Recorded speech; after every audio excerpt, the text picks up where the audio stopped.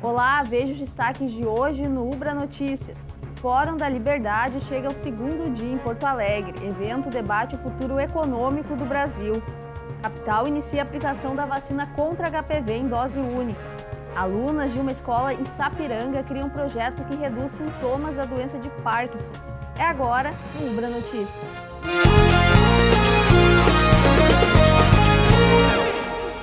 Um fuzil e munições foram apreendidos pela Polícia Civil em Porto Alegre. A arma era usada por uma facção criminosa para praticar crimes patrimoniais e atacar grupos rivais. A organização atua na Zona Sul. A descoberta aconteceu depois dos policiais receberem uma informação de que o fuzil teria sido escondido em um matagal, localizado do lado de um ponto de venda de drogas. O fuzil é restrito às forças de segurança pública. O valor estimado é de R$50 mil. A investigação continua com o objetivo de responsabilizar os membros do grupo criminoso. Vereadores de Lajeado, no Vale do Taquari, autorizaram uma emenda que prorroga por mais 12 meses o pagamento do aluguel social que é destinado às pessoas vítimas das enchentes de setembro do ano passado. A Câmara Municipal de Lajeado autorizou uma medida que estende o aluguel social por mais 12 meses. A aprovação do projeto ocorreu por unanimidade. Com essa liberação, as famílias que perderam suas residências na enchente ocorrida em setembro do ano passado poderão ser contempladas com benefício de até R$1.000 por um período máximo de 18 meses. Inicialmente, o texto previa uma duração de 6 meses para o recurso. A ampliação do tempo do programa era uma reivindicação dos integrantes da oposição que criticaram a demora no envio do texto ao Legislativo. A medida beneficia cerca de 300 famílias, mantendo o valor mensal de R$1.000 por contrato. Chega ao segundo dia o Fórum da Liberdade. Evento que debate o futuro econômico do Brasil teve como tema uma pergunta: admirável mundo livre? E mais de 30 palestrantes debatendo soluções da área da economia em Porto Alegre. A 37ª edição do Fórum da Liberdade iniciou nesta quinta-feira aqui em Porto Alegre. A edição deste ano contou com mais de 6 mil inscritos que lotaram os espaços do evento aqui na PUC. São mais de 30 palestrantes que debatem soluções para o futuro econômico do Brasil. Bom, eu acho que o Fórum da Liberdade ele sempre nos entrega não apenas uma rede de contatos muito rica, né? Pessoas boas do Brasil inteiro que se reúnem aqui, aliás, do mundo inteiro, né? Que discutem política, economia, ideias de liberdade. E eu sou suspeito para falar, porque conheci as ideias liberais no Fórum da Liberdade, me tornei um político de viés liberal através do que eu aprendi aqui.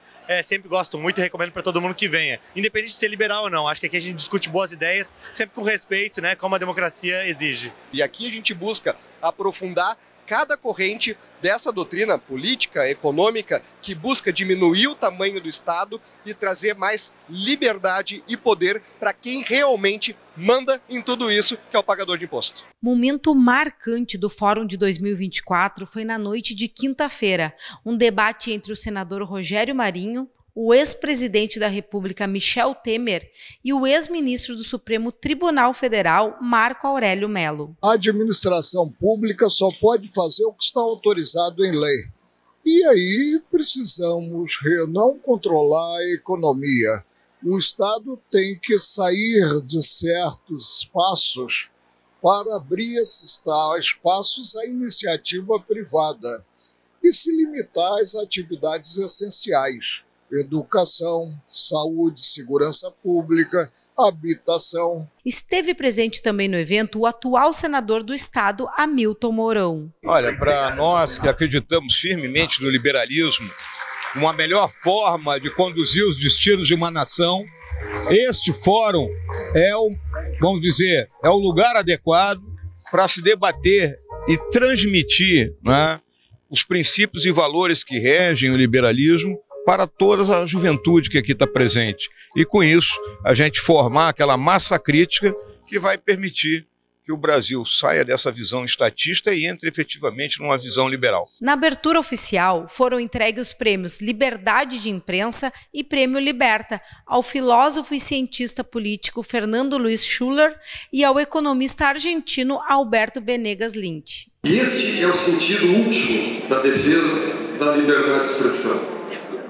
Porque nós não somos infalíveis, nós somos falíveis, portanto, ninguém sabe exatamente em última instância tem a garantia do que é o erro e do que é a verdade, ok, mas a garantia da defesa, a única maneira que nós temos de defender e assegurar a vigência do princípio que no fundo protege a todos nós, inclusive o florescimento das boas ideias. Por fim mesmo, quero dizer para vocês, dedico este prêmio a todas as pessoas perseguidas, banidas, censuradas no Brasil de hoje.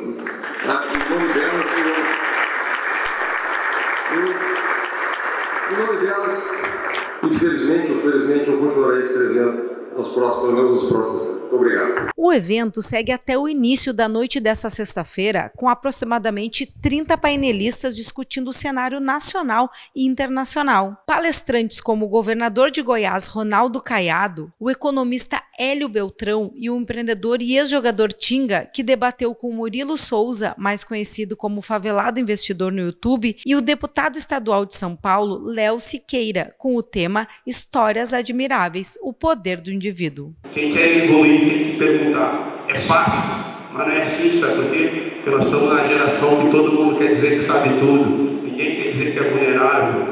Todo mundo entende de tudo. Quem pergunta acelera, quem pergunta encurta caminho.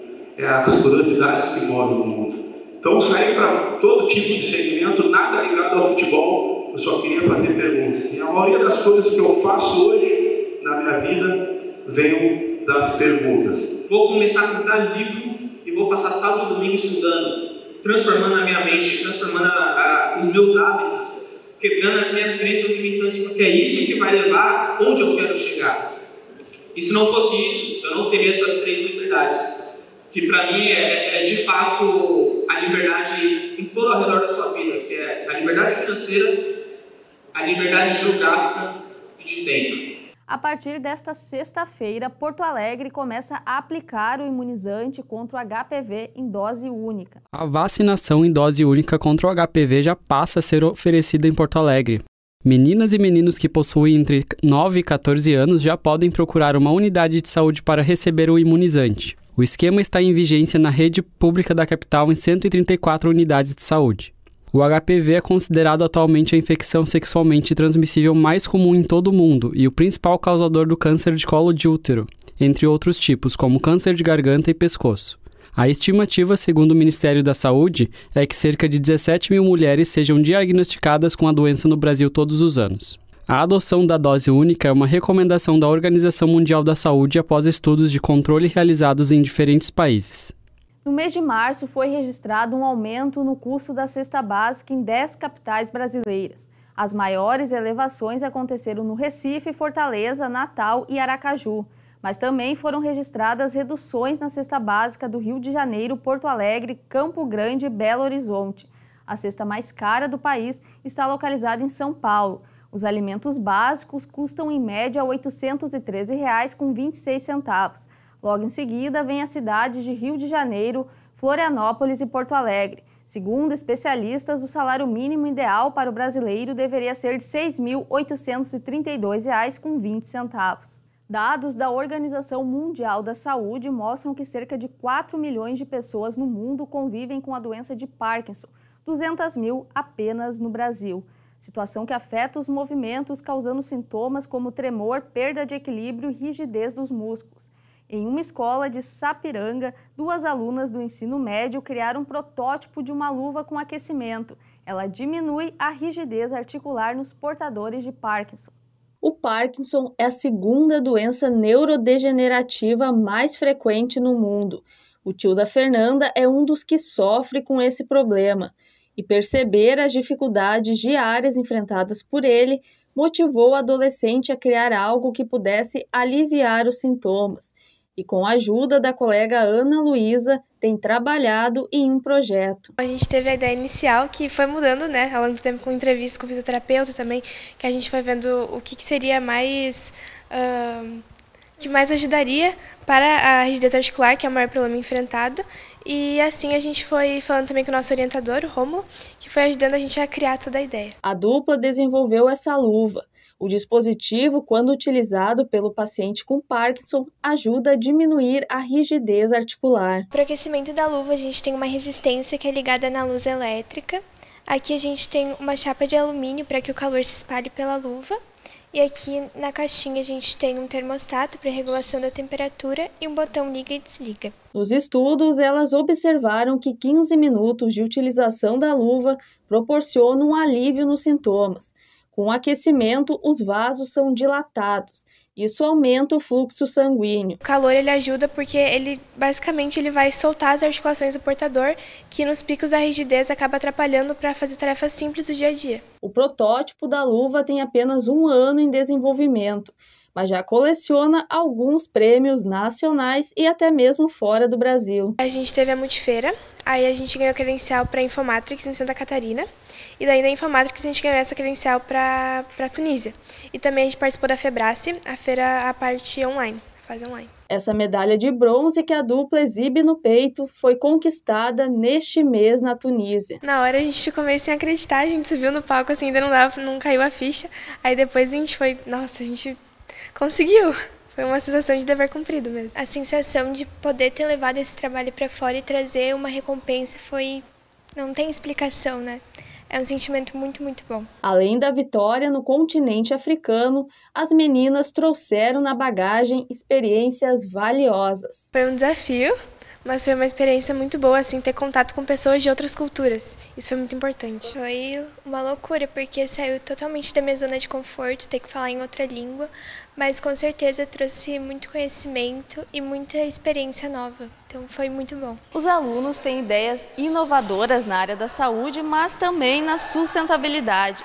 A partir de um problema percebido no município de descarte incorreto de óleo de cozinha, esse trio de estudantes encontrou uma maneira de reaproveitar o produto e transformá-lo em biodiesel. Então aqui a gente tem uma amostra, esse foi o biodiesel que a gente produziu, e em toda a produção a gente tem como subproduto a glicerina, que é uma matéria-prima utilizada para fazer produtos de cosméticos, de higiene. Esse biodiesel que a gente produziu foi a partir do óleo usado que a gente tinha em casa, a gente fez uma coleta. Primeiramente, a nossa produção foi em casa durante o período da pandemia, então a gente não tinha muitos recursos. A gente fez utilizando uma pipoqueira e depois de produzir esse biodiesel, a gente foi até a Universidade Ubra e com o auxílio do professor Mazzini, nós testamos esse líquido em um equipamento chamado RMN e a partir dele, então, a gente conseguiu verificar que ele tem eficácia e que ele realmente é um combustível renovável. O trio iniciou o trabalho durante a pandemia em 2020. Com a ajuda do orientador, o projeto tem avançado. Esse grupo do biodiesel tem agora a possibilidade de ir para a Coreia do Sul, participar de uma feira internacional, mais uma feira internacional, mas até em virtude das mentorias que eles têm, das quais eles têm participado, há possibilidade sim desse trabalho avançar ainda mais, com outras perspectivas também, né? Até mesmo com uma perspectiva de startup. O trabalho já foi premiado em feiras nacionais. No ano passado foi apresentado nos Estados Unidos e recebeu destaque. Entre 1.500 projetos, o trio ficou com a prata. A gente teve muitos desafios nessa caminhada, muitas vezes a gente chegava em feiras e a gente recebia muitos nãos, os avaliadores criticavam muito o nosso projeto e com essas críticas a gente levou tudo em consideração e acabou sempre tentando melhorar o projeto. O grupo também participou da competição na Tunísia. O projeto foi apresentado pela Maitê, conquistando a medalha de ouro. And my project is called Use Cooking Oil a Cheaper Way to Produce Biofuels. É surreal esse sentimento, porque muitas vezes a gente não acredita no nosso potencial, no potencial do trabalho, e ser reconhecido dessa forma, durante a cerimônia de premiação, a gente fica nervoso ali torcendo e a gente às vezes nem acredita que a gente ganhou uma medalha. É muito legal essa experiência. É muito incrível, porque desde o início do projeto, a gente nunca ia imaginar chegar a esse nível que a gente está hoje. Pô, quando a gente estava aqui na multifeira da escola, nunca que a gente ia imaginar que a gente ia poder sair do país para poder apresentar o projeto, então foi muito incrível. Agora o desafio é do outro lado do mundo. Em agosto, os adolescentes participam de uma competição na Coreia do Sul. Ver eles participando e trazendo para casa, na bagagem, conhecimento, experiências e medalhas, torna a educação, de fato, a gente vê que está acontecendo o conhecimento, estão se apropriando dos conteúdos, se apropriando de culturas diferentes, e isso é motivador para nós. Logo mais, às 9 da noite, tem o Jornal da Cultura com as informações do Brasil e do mundo. Ubra Notícias termina aqui. A gente se vê na próxima edição.